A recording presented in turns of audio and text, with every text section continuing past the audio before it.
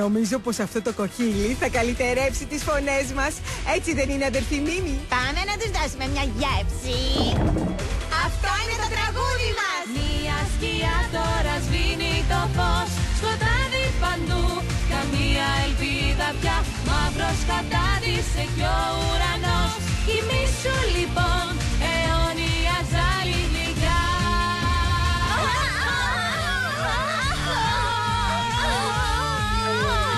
Γονατιστή θα παραδοθείς, αυτό είναι τώρα το τέλος σου.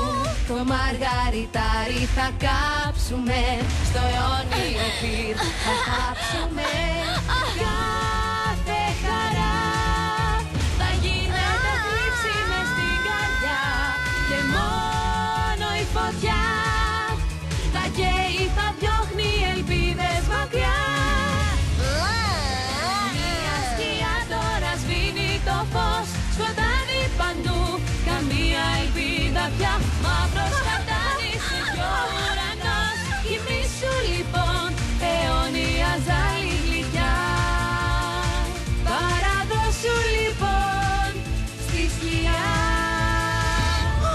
Δεν μπορώ να πιστέψω πως είμαστε έτοιμες να νικηθούμε από τις δυνάμεις του μίσους. Αδελφοί Σύση, φαίνεται πως οι πριγκίπισσες γοργόνες έχουν μείνει χωρίς τις δυνάμεις τους. Λοιπόν, ήρθε η ώρα να τις πιάσουμε.